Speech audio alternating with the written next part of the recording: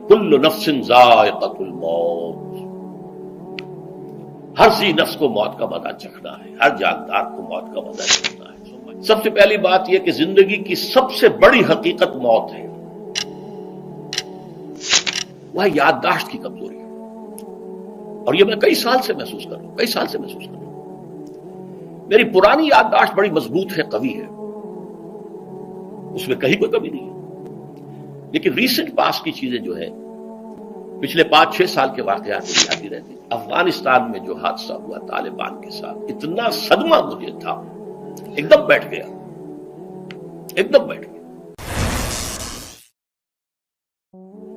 اس سلسلہ اجتماعات کے اعتبار سے الوداعی تحفہ ہوگا۔ اب میں آغاز کر رہا ہوں۔ پہلی بات، اس سبب میں 3 باتیں مجھے کہنی ہیں۔ سب سے پہلی بات یہ کہ زندگی کی سب سے بڑی حقیقت موت ہے۔ ہم بھلائے رکھتے ہیں، اپنے ذہن سے اسے دور رکھتے ہیں، لیکن واقعہ یہ ہے کہ زندگی کی سب سے بڑی حقیقت موت ہے۔ خدا کے منکر پیدا ہوئے ہیں، لیکن موت کا انکار کرنے والا تو کوئی پیدا نہیں ہوا۔ اس لیے میں نے آیت آپ کو سنائی، کل نفس ذائقۃ الموت، ہر ذی نفس کو موت کا مزہ چکھنا ہے، ہر جاندار کو موت کا مزہ چکھنا ہے۔ ثم الینا ترجعون، پھر ہماری طرف لوٹا دیے جاؤ۔ تو زندگی کی سب سے اہم حقیقت موت، اور موت کے بعد رجوع الی اللہ، آخرت، یہ سب سے بڑی حقیقت ہے۔ ایک حقیقت سب مانتے ہیں، سب جانتے ہیں، دوسری حقیقت کے اوپر پردہ پڑا ہوا ہے۔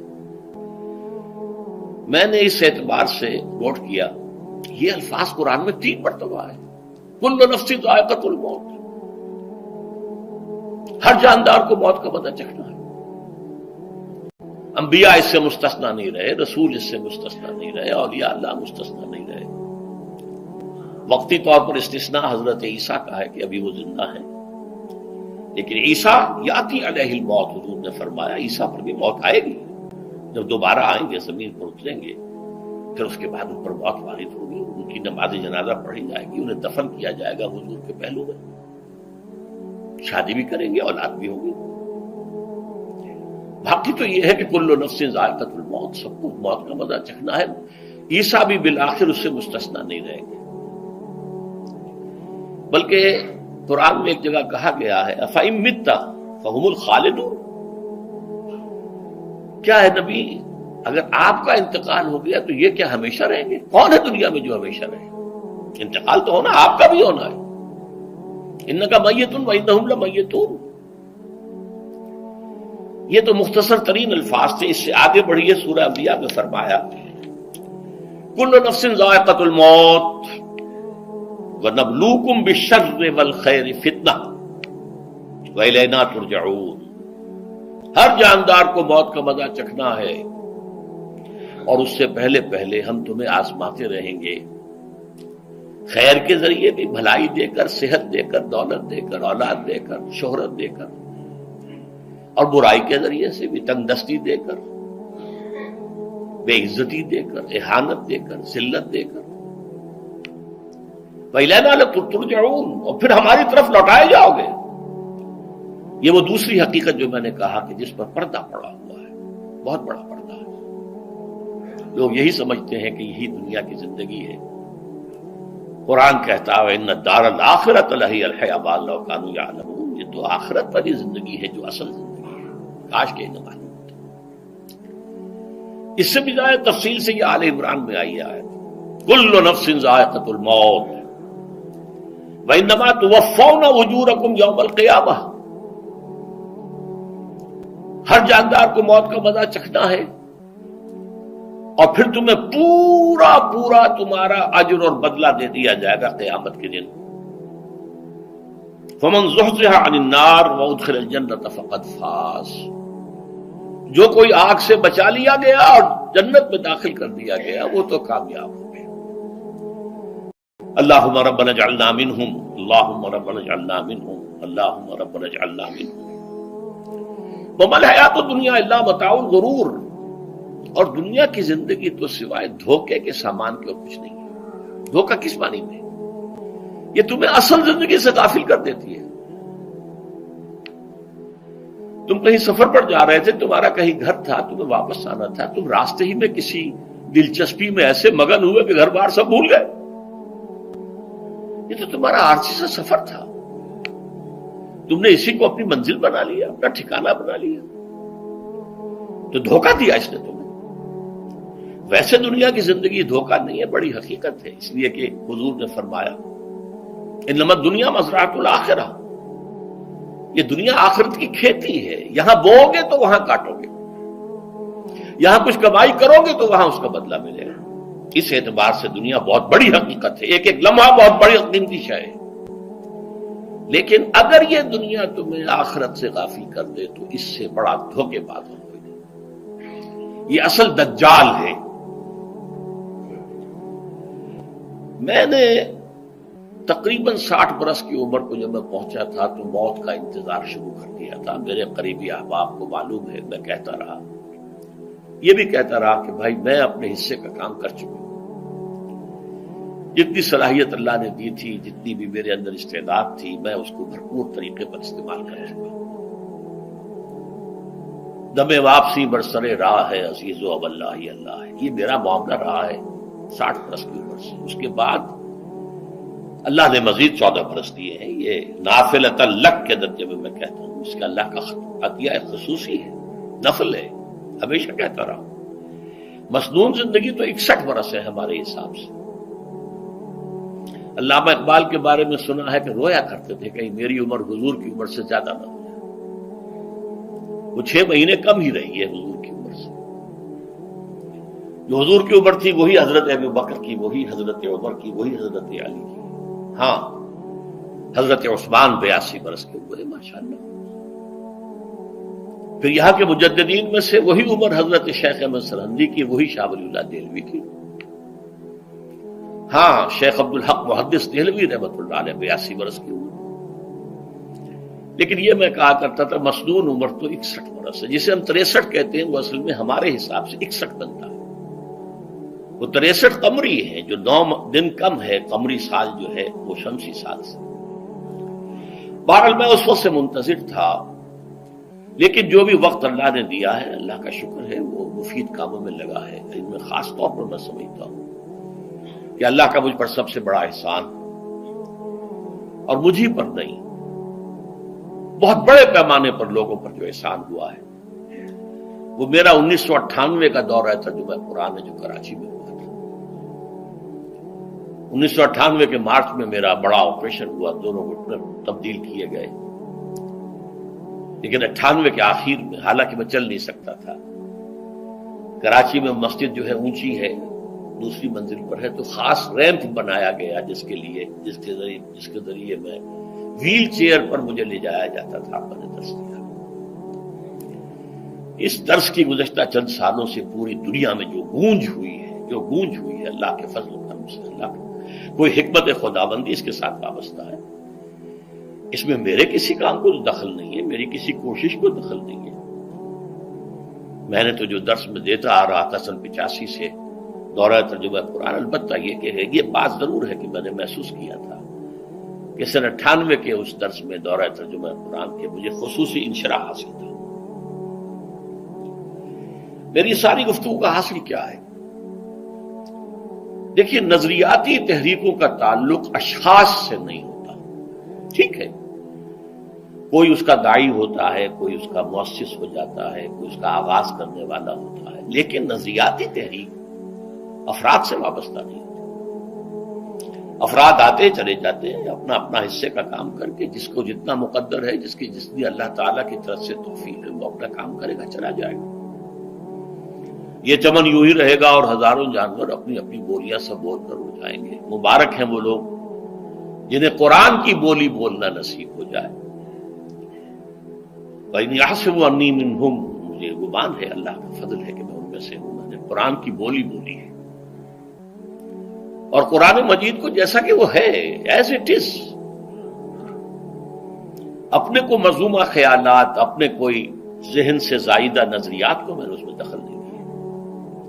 جسے انگریزی میں آپ آبجیکٹیولی کہتے ہیں، خالص معروضی طور پر قرآن کو پڑھا ہے، قرآن کو قرآن سے سمجھا ہے، یا پھر سیرت رسول سے سمجھا ہے۔ میں لفظ سنت کی بجائے سیرت استعمال کر رہا ہوں۔ قرآن مجسم حضور تھے صلی اللہ علیہ وسلم، اور حضور کی سیرت اور حیات جو ہے وہ قرآن مجید کی اصل تفسیر ہے۔ یہ حقیقت بھی بہت کم لوگوں کے علم ہے۔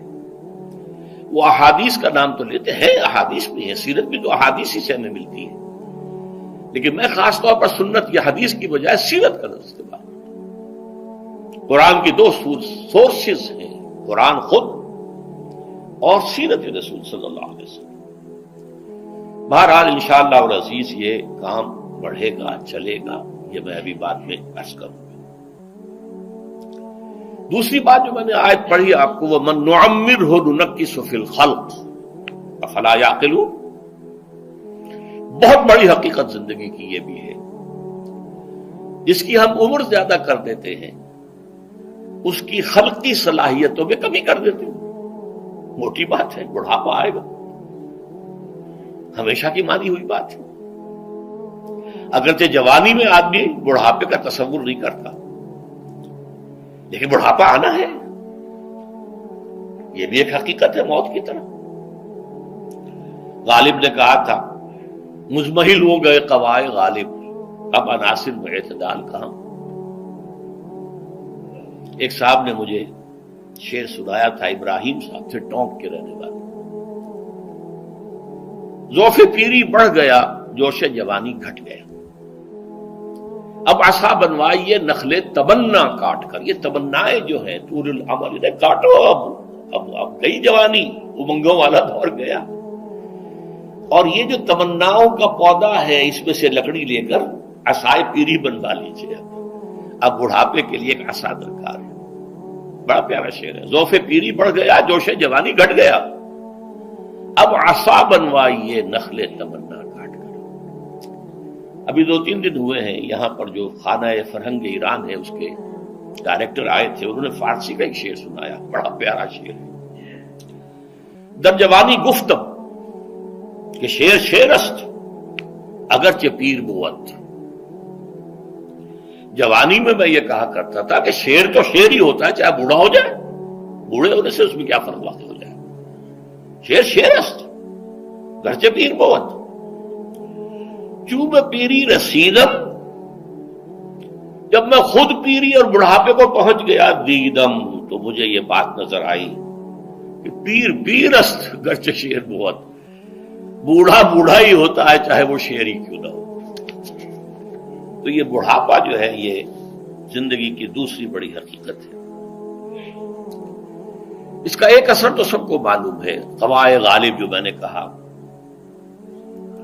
بڑھاپے کا عام نتیجہ جسمانی ضعف، سب جانتے ہیں، لیکن مجھ پر اور کچھ اور لوگوں پر بھی خاص طور پر اس کا جو ایک اثر ہوتا ہے، یہ مجھ پر ہوا ہے، وہ ہے یادداشت کی کمزوری۔ اور یہ میں کئی سال سے محسوس کر رہا ہوں، میری پرانی یادداشت بڑی مضبوط ہے، قوی ہے، اس میں کہیں کوئی کمی نہیں ہے، لیکن ریسنٹ پاس کی چیزیں جو ہے، پچھلے 5-6 سال کے واقعات مجھے یاد نہیں رہتے، اشخاص سے ملا ہوں اور دیکھ کے پہچان لیتا ہوں، کئی بار ملاقات ہوئی ہے، نام یاد نہیں آتا۔